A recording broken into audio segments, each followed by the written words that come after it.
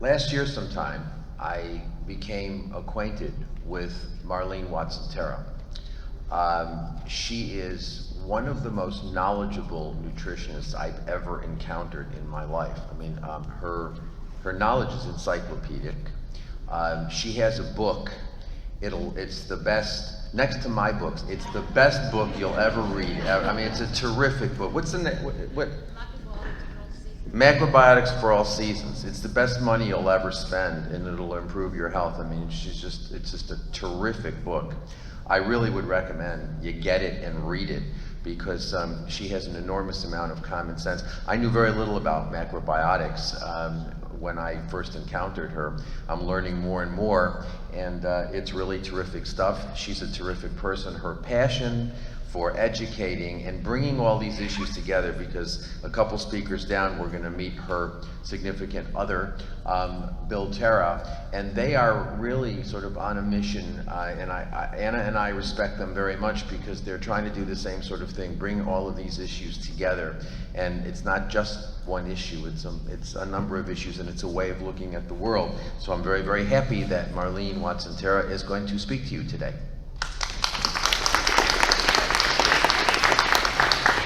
Greetings all once again. So as Gary said, you know, to have a healthy world we need to have healthy people, because when we have healthy people we want the world to be one, to be united. We don't want to cause suffering and pain on any other being. So I do my advocacy work through, you probably guess what I'm going to say, learn to cook.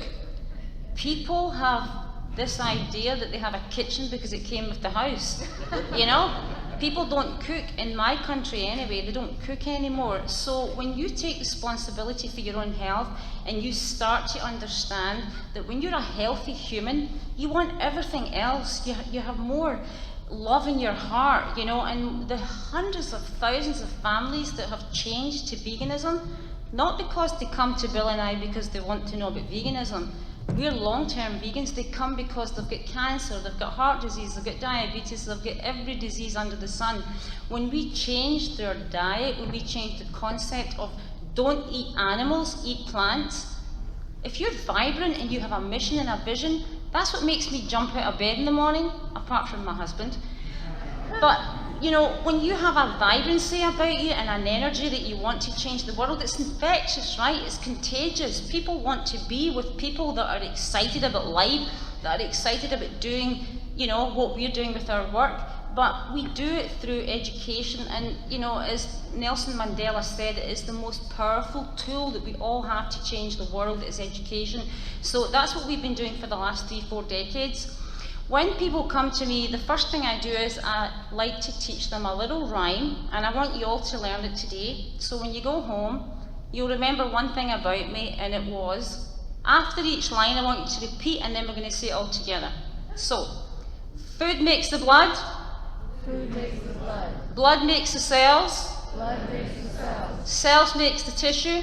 Cells makes the tissue. Tissue makes the organs. Tissue makes the organs. And here we be. And here we be. So we'll say it all together. So we eat plants, and this is who we are. We eat dead animals, dead flesh, all that torture, all that suffering, that's what we become. So from the top, food makes the blood, blood makes the cells, cells makes the tissue, tissue makes the organs, and here we be. Once again, louder.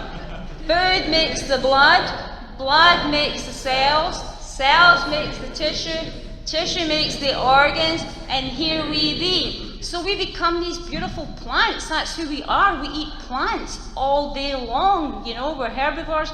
And people say to Bill, where did you find her? Do you wind her up in the morning and she just goes all day like an Energizer bunny?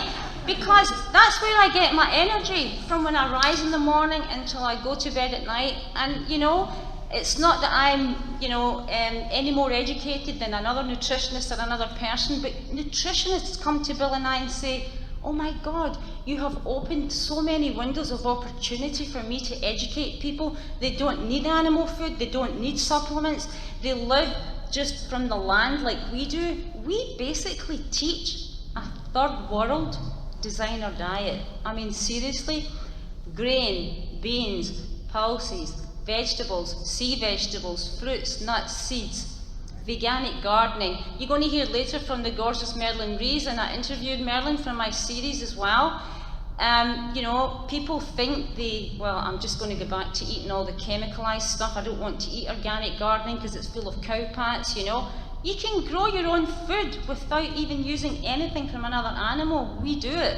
So, one more time, learn to cook, get back into your kitchen. It's not there because it came with the house. It's there because you take responsibility about what you feed your body every day. Why? Because food makes the blood, blood makes the cells, cells makes the tissue, tissue makes the organs, and here we be with all these amazing plant-based people, vegan people, and we can change the world because we all have the same mission, we all have the same vision. We want the world to be vegan, right? Yeah. Thank you.